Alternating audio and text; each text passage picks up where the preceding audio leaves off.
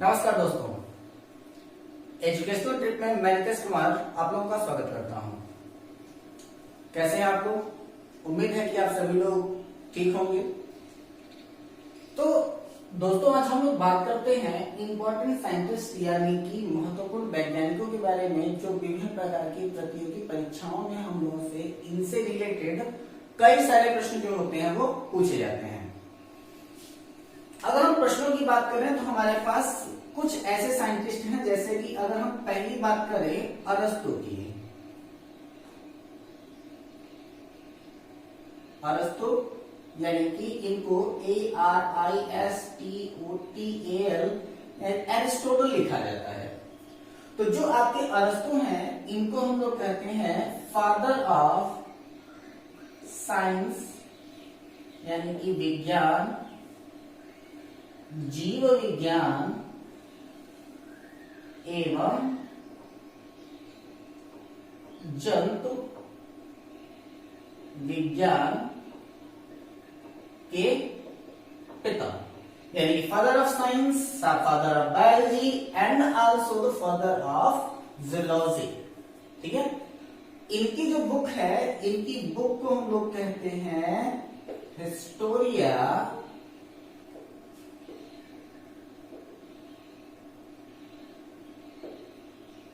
एनिमेलियम। ठीक है, तो इनकी बुक का क्या नाम है? हिस्टोरिया एनिमेलियम। दूसरे साइंटिस्ट हैं आपके थियोफ्रस्टस,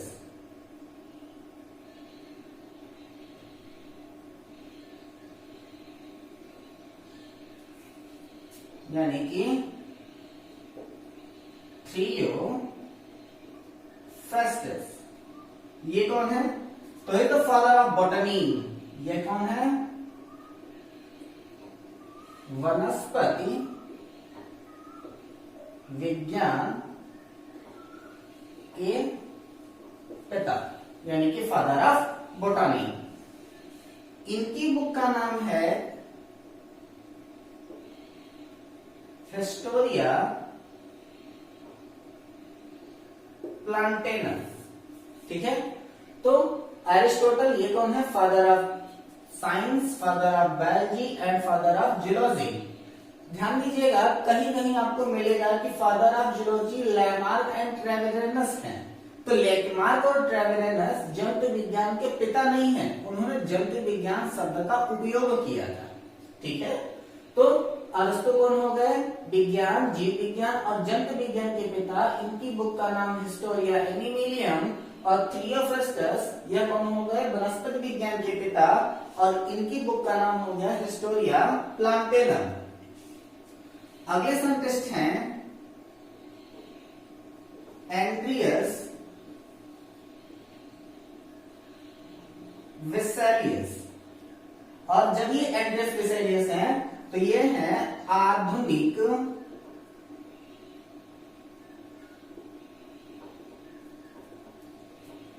शारीरिकी के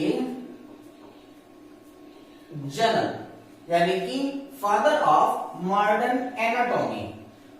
और जब ये फादर ऑफ मॉडर्न एनाटॉमी है यानी कि आधुनिक शारीरिकी के जनक हैं, तो इनकी जो बुक है उसका नाम है on the structure of human body, यानी कि on the structure of the human body. यह इनकी बुक का नाम है। अगले साइंटिस्ट हैं जॉर्ज गैलेन, या फिर इनको हम लोग सीधे सीधे गैलेन कहते हैं। ठीक है, ये कौन है? फादर ऑफ एक्सपेरिमेंटल फिजियोलॉजी, यानी कि प्रयोगात्मक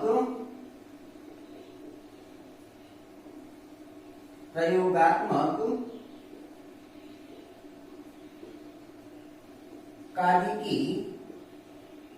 के जनक, यानी कि फादर ऑफ एक्सपेरिमेंटल फिजियोलॉजी। जहां पर आप लोगों के बुक्स का नाम होगा, वैज्ञानिकों की किताबों का नाम होगा, वहां पर हम लोग वैज्ञानिकों की किताबों का नाम आपको बताते चलेंगे। गैलेन की ऐसे कोई खास किताब नहीं है, ये केवल एक थीसिस राइटर थे। ठीक है, अगले साइंटिस्ट की बात अगर हम लोग करते हैं तो वो है आपके जैकेरियस जैनसन। इनको जैक जैनसन के भी नाम से जाना जाता है। ठीक है, तो अगले हैं आपके जैकेरियस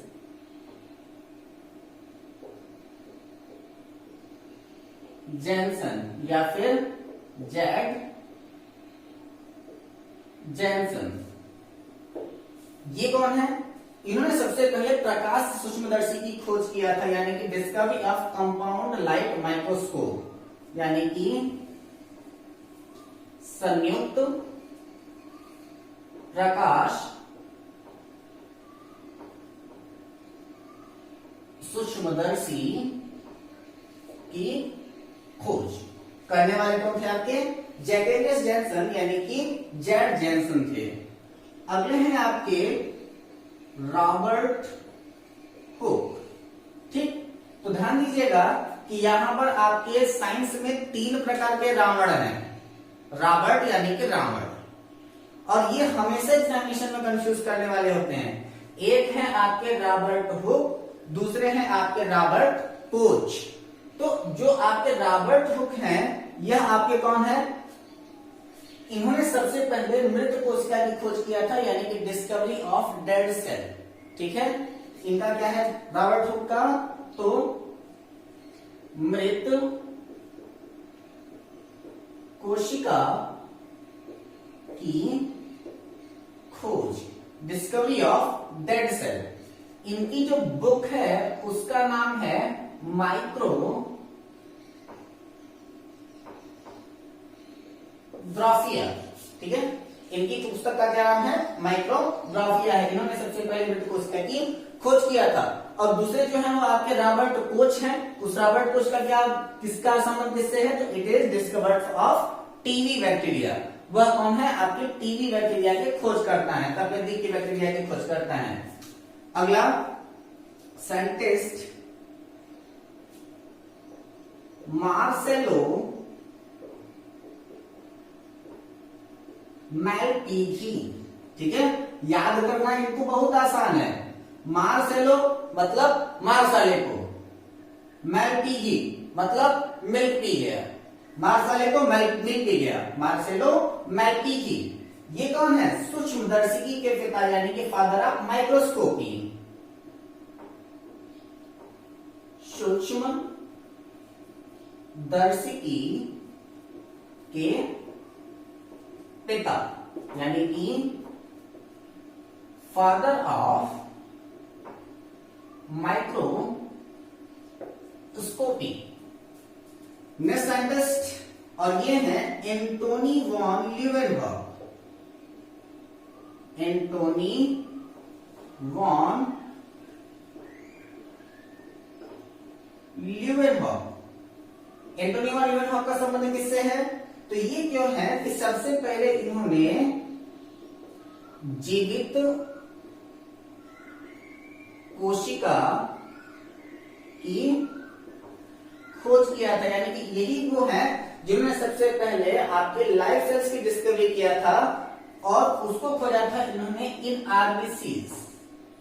ठीक है, सबसे पहले लाइव सेल्स कहां खोजा गया था? तो वह आरबीसी में इनका लाइव सेल्स खोजा गया था। और सबसे छोटी कोशिका खोजने के कारण इनको क्या कहा जाता है? सूक्ष्म जैविकी के पिता, यानी कि फादर ऑफ माइक्रोबायोलॉजी कहा जाता है।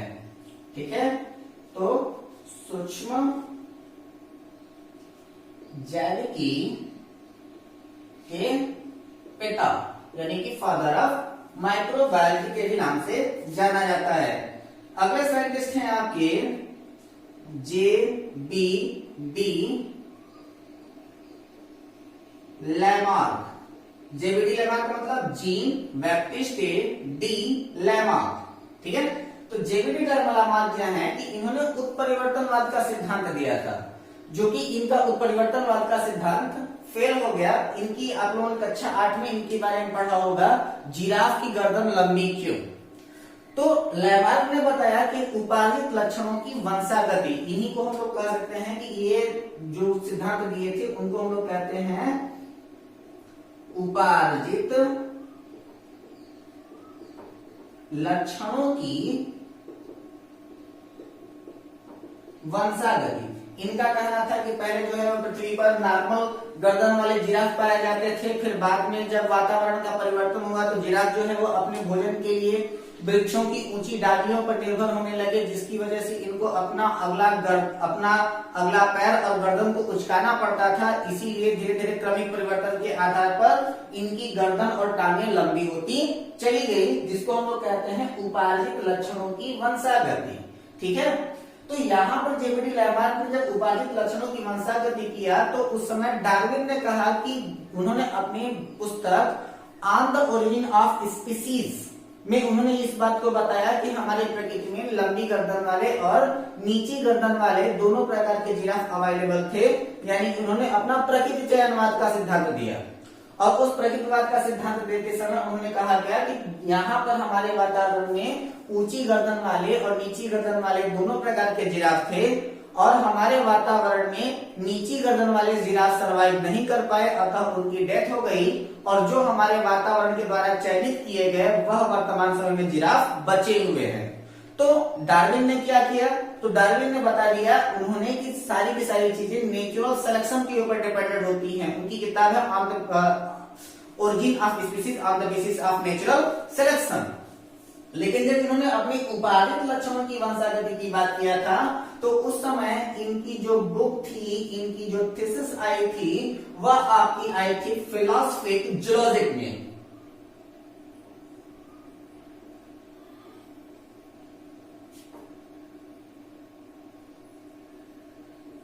Philosophic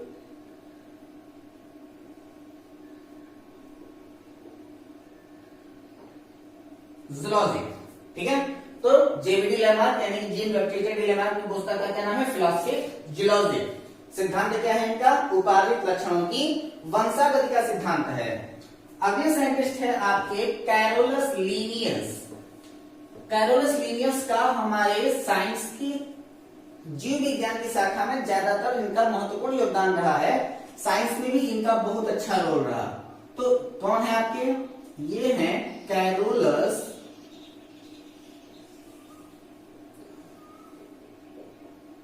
Linnaeus.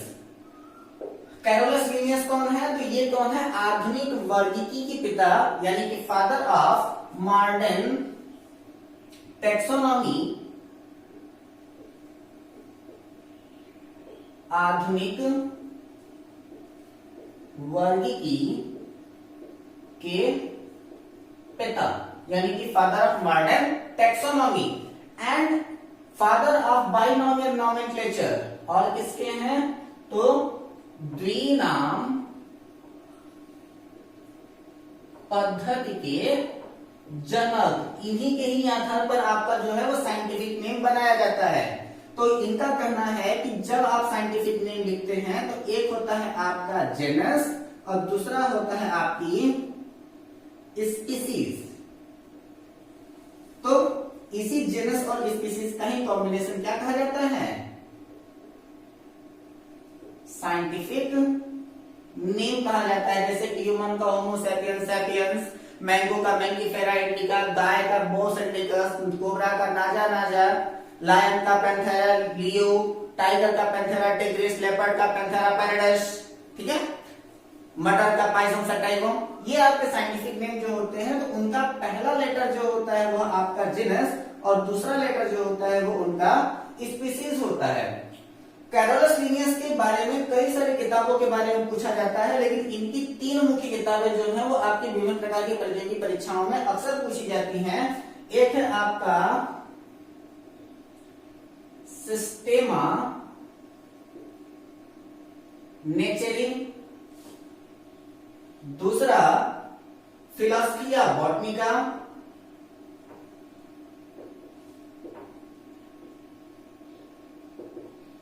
एंड तीसरा स्पीसीज प्लांटेनम। स्पीसीज प्लांटेनम, इनकी ये तीन मुख्य किताबें हैं जिनमें से सबसे ज्यादा प्रतियोगी परीक्षाओं में पूछी जाने वाली किताब है आपकी सिस्टेमा नेचरा। बार बार आपसे क्वेश्चन पूछा जाता है कि सिस्टेमा नेचरा किसकी किताब है, तो कैरोलस लीनियस की किताब का नाम क्या है, आपका सिस्टेमा नेचरा है। तीसरे जिस रावण की बात मैं कर रहा था उनका नाम है रॉबर्ट ब्राउन। ठीक है, एक हो गए आपके रॉबर्ट हुक, दूसरे हो गए रॉबर्ट ब्राउन, तीसरे हो गए रॉबर्ट कोच। तो जो आपके रॉबर्ट हुक थे उन्होंने मृत कोशिका की खोज किया था। रॉबर्ट ब्राउन जो है उन्होंने केंद्रक की खोज किया है, और तीसरे जो आपके रॉबर्ट कोच हैं उन्होंने टीबी बैक्टीरिया की खोज किया है। उनको भी मैं यही लिख लेता हूं फिर, रॉबर्ट कोच। ये कौन है? टीबी बैक्टीरिया की खोज करने वाले। तो टीबी बैक्टीरिया की खोज करने वाले कौन? आपके रॉबर्ट कोच हैं। ठीक, अगले साइंटिस्ट हैं कार्ल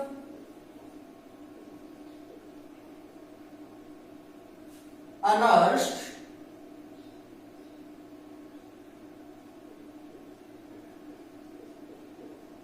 वॉन वेयर। ठीक है, कार्ल अर्नस्ट वॉन वेयर, ये है आधुनिक भौतिकी के जनक, यानी कि फादर ऑफ मॉडर्न एम्ब्रियोलॉजी।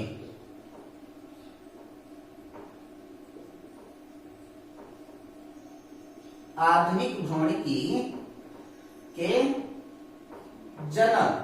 जितनी भी चीजें हैं उन सारी चीजों को आप लोग अपनी कॉपी में नोट करते चलेंगे, क्योंकि ये सारे के सारे आपके एग्जामिनेशन में सबसे ज्यादा बार पूछे गए हैं। ठीक, तो आपके कौन हो गए? कार्ल अर्नस्ट वॉन वेयर, ये कौन हो गए? आधुनिक भौतिकी के जनक हो गए। चलिए आगे चलते हैं। तो अगले साइंटिस्ट हैं M J Schleiden and Theodore Schwann. नाम बड़े और दर्शन छोटे। MJ Schleiden and Theodore Schwann, नाम इनका बहुत बड़ा, और इन्होंने सिद्धांत दिया था कोशिका सिद्धांत। ठीक है, तो इनका क्या हो गया कि एमजे स्लाइडेन और थियोडोर स्वान ने सेल थ्योरी यानी कि कोशिका सिद्धांत का सिद्धांत दिया, और इनके आधार पर उन्होंने बताया कि किसी भी जीव के शरीर की संरचनात्मक एवं कार्यात्मक इकाई क्या है? आपकी कोशिका है, और जो वायरस होता है वो कोशिका सिद्धांत का पालन नहीं करता। इसके बाद फिर अगले साइंटिस्ट आए आपके रुडोल्फ विरकोव, और ये जो रुडोल्फ विरकोव है इन्होंने क्या किया कि कोशिका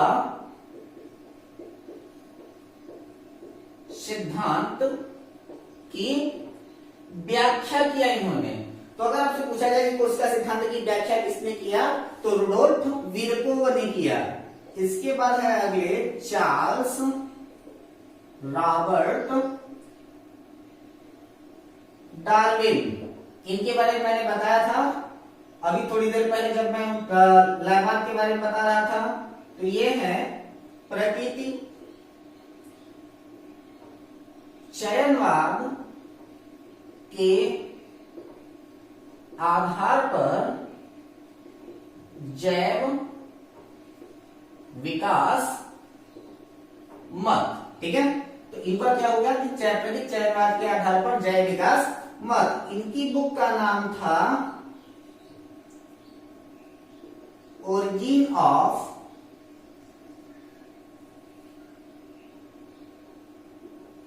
species on the basis of natural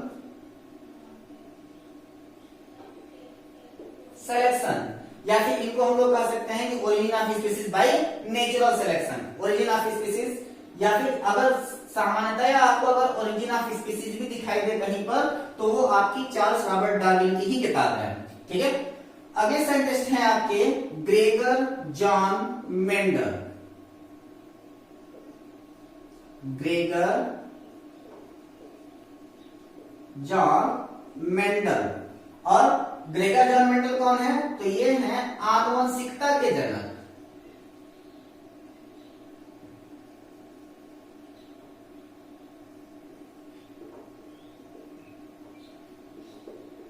यानी कि फादर ऑफ जेनेटिक्स या फिर फादर ऑफ हेरिडिटी।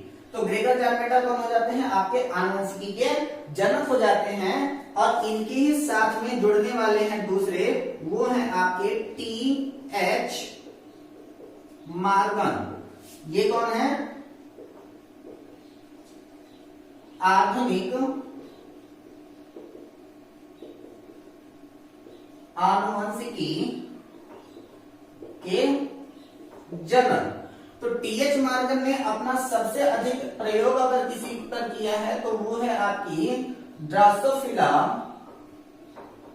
मक्खी। क्वेश्चन पूछा भी गया है कि अभी तक के आनुवंशिकी के सर्वाधिक प्रयोग किसके ऊपर किए गए हैं? तो अभी तक के आनुवंशिकी के सबसे अधिक प्रयोग किए गए हैं ड्रोसोफिला मक्खी पर। और सर ग्रेगर जानमेटल ने अपना प्रयोग किया था मटर के पौधे पर, जिन्होंने आनुवंशिकी से संबंधित 3 प्रकार का नियम दिया, जिसको हम लोग कहते हैं law of dominance, law of segregation, law of independent assortment, जिसको हम लोग कहते हैं प्रभाविता का नियम, पृथक्करण का नियम और स्वतंत्र अपव्यूहन का नियम। देने वाले कौन? Sir Gregor John Mendel. कुछ भारतीय वैज्ञानिकों की भी बात कर लिया जाए तो उनमें सबसे पहला नाम आता है सर वीरबल साहनी का। और सर वीरबल साहनी कौन है? जीवाश्म विज्ञान के पिता हैं।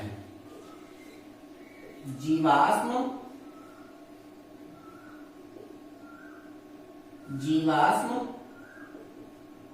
विज्ञान के पिता, यानी कि फादर ऑफ पोलियो बॉटनी। और विज्ञान की बात हो और डॉक्टर पंचानन महेश्वरी की बात ना हो, ऐसा हो ही नहीं सकता। तो अगले हैं आपके पंचानन महेश्वरी। सारे के सारे साइंटिस्ट अगर इंडिया में पैदा होते तो कितना अच्छा होता ना, कितने आसान आसान नाम याद करने होते। विदेशों के साइंटिस्टों के इतने डिफिकल्ट नाम याद करने होते हैं। हमारे यहाँ देखिए बीरबल साहनी है, पंचानन महेश्वरी है, डॉक्टर हरगोविंद खुराना है, कितने आसान आसान नाम है हमारे भारतीय वैज्ञानिकों के। इसलिए आप लोग भी पढ़िए और वैज्ञानिक बनिए, ताकि याद करने में हम लोगों को आसानी रहे आप लोगों के नाम। तो अगले कौन है आपके? पंचानन महेश्वरी। और पंचानन महेश्वरी कौन है? फादर ऑफ प्लांट एम्ब्रियोलॉजी, यानी कि पौध भ्रूणिकी के जनक। कार्ल अर्नेस्ट वॉन लेयर कौन है? Father of modern embryology. और ये कौन है? पंचानन महेश्वरी, पौध भ्रूणिकी के जनक, यानी कि फादर ऑफ प्लांट एम्ब्रियोलॉजी है। ठीक है। अगला डॉक्टर हरगोविंद खुराना। ये वो साइंटिस्ट हैं जिनको चिकित्सा का नोबेल पुरस्कार मिला। ठीक है, 1974 में। सन 1974 में चिकित्सा का नोबेल पुरस्कार इन्हें मिला था। और वह किस लिए मिला था? और वह मिला था इनको प्रोटीन संश्लेषण एवं आनुवंशिक शोध, यानी कि protein synthesis and genetic code के लिए। इन्होंने ही ये पहले हैं जिन्होंने सबसे पहले आर्टिफिशियल क्रोमोसोम्स का फॉर्मेशन किया था, यानी कि कृत्रिम गुणसूत्र का निर्माण किया था। अगले साइंटिस्ट हैं डॉक्टर एम.एस. स्वामीनाथन। तो एम.एस. स्वामीनाथन का संबंध किससे है? तो डॉक्टर एम.एस. स्वामीनाथन ये हैं founder of green revolution in India. Bharat में हरित क्रांति के जनक। और जब भारत में हरित क्रांति आई थी तो उस समय हमारे पास HYD high yielding variety HYD यानी कि हाई यील्डिंग वैरायटी का इस्तेमाल किया गया था। और सबसे ज्यादा फायदा हुआ था गेहूं की फसल को फायदा हुआ था, और जब गेहूं की फसल को फायदा हुआ HYD के जरिए, तो सबसे ज्यादा फायदा लेने वाले जो राज्य थे वह थे आपके पंजाब और हरियाणा। ठीक, अगले साइंटिस्ट हैं आपके Norman E Borlaug. Norman E Borlaug कौन है? तो नॉर्मन ई बोरलॉग हैं विश्व में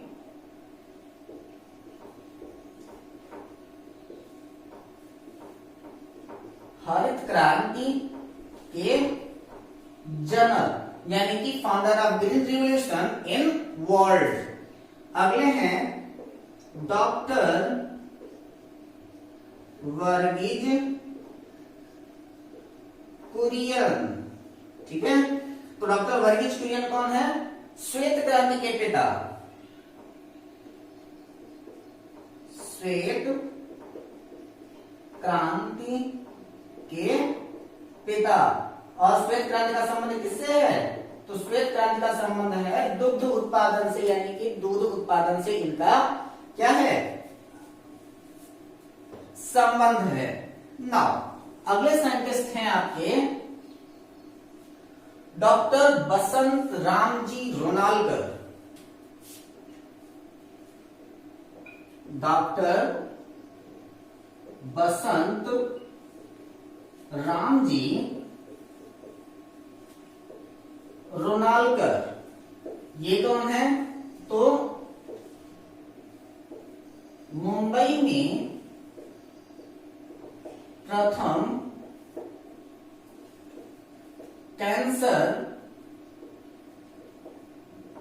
अनुसंधान संस्थान की स्थापना, यानी कि established first cancer research institute in Mumbai. अगली है आपकी डॉक्टर इंदिरा हिंदुजा, और ये है जो इन्होंने सबसे पहले भारत में परखनली शिशु का निर्माण किया। तो भारत में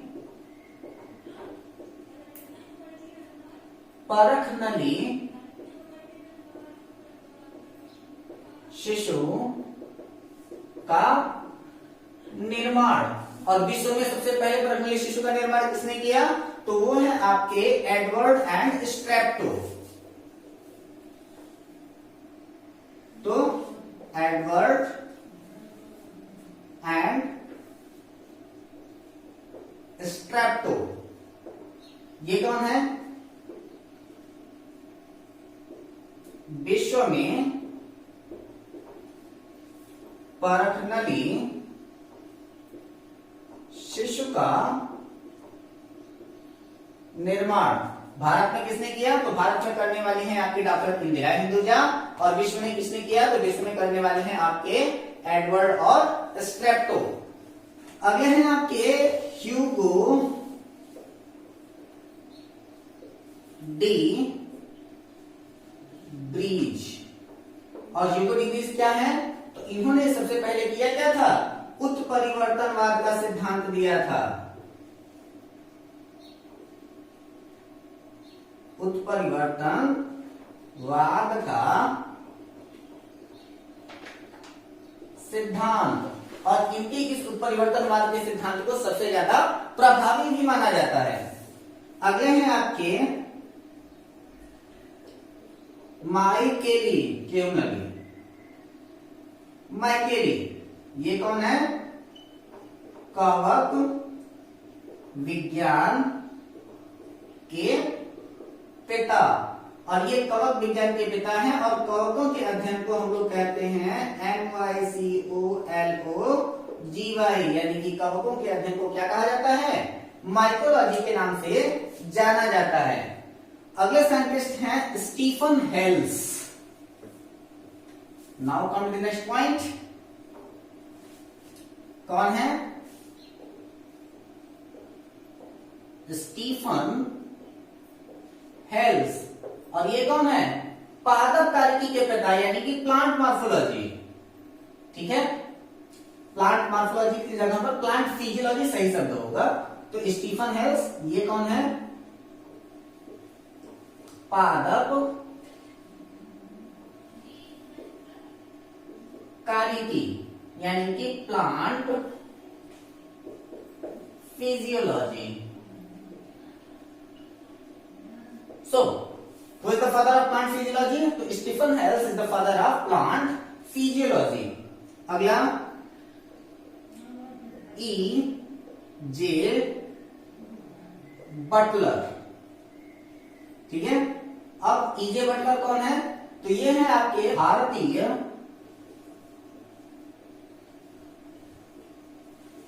कवक विज्ञान के पिता यानी कि फादर ऑफ इंडियन माइकोलॉजी। अगला प्रोफेसर एस आर कश्यप। सो अब ये प्रोफेसर एस आर कश्यप कौन है, तो भारतीय ब्रायोलॉजी के पिता हैं। ब्रायोफाइटा का अध्ययन जिसके अंतर्गत किया जाता है उसको हम लोग कहते हैं ब्रायोलॉजी। और प्रोफेसर एस आर कश्यप कौन है, भारतीय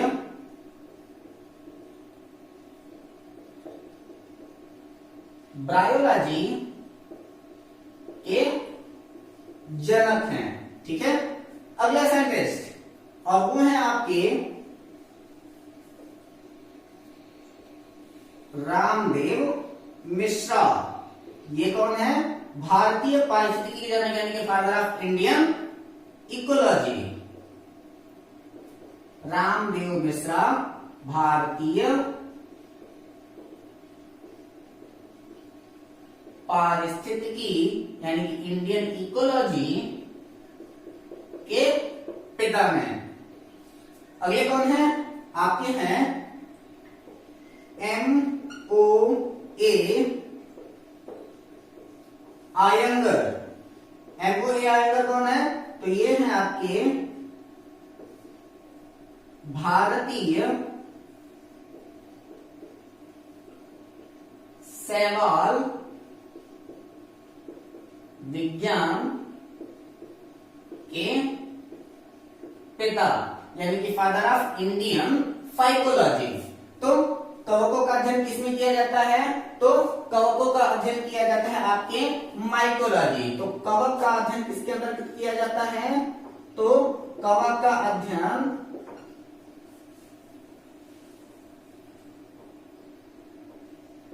माइकोलॉजी। ब्रायोफाइटा का अध्ययन किसके अंतर्गत किया जाता है, तो उसको हम लोग कहते हैं ब्रायोलॉजी। और शैवाल का अध्ययन किसके अंतर्गत किया जाता है, तो उसको हम लोग कहते हैं फाइकोलॉजी, ठीक है। इन सारी बातों का आप लोग विशेष ध्यान रखेंगे। इसके अलावा कई अन्य साइंटिस्ट हैं जिनके बारे में हम लोग जैसे जैसे थ्योरी पढ़ते चलेंगे वैसे वैसे उन साइंटिस्टों के बारे में जान लेंगे। जैसे एक क्वेश्चन पूछा जाता है who is the father of ecology, तो हम्बोल्ट को इकोलॉजी का फादर कहा जाता है। Who is the father of आपके इंडियन इकोलॉजी, तो इंडियन इकोलॉजी के फादर आपके कौन है, आपके रामदेव मिश्रा जी हैं। इकोलॉजी शब्द का उपयोग किसने किया, तो अर्नेस्ट हैकेल ने सबसे पहले इकोलॉजी शब्द का उपयोग किया। तो अब आप लोग इन सारे के सारे साइंटिस्टों के नाम आप लोग लिख लीजिए, याद कर लीजिए, क्योंकि यह विभिन्न प्रकार की प्रतियोगी परीक्षाओं में पूछे जाने वाले प्रश्नों में से हैं। तब तक बने रहिए हमारे वीडियो के साथ, प्रसन्न रहिए। हमारे इस वीडियो को लाइक कीजिए, सब्सक्राइब कीजिए, ज्यादा से ज्यादा लोगों को शेयर कीजिए और अपनी राय हमारे कमेंट बॉक्स में जरूर दीजिए। तब तक के लिए नमस्कार, जय हिंद।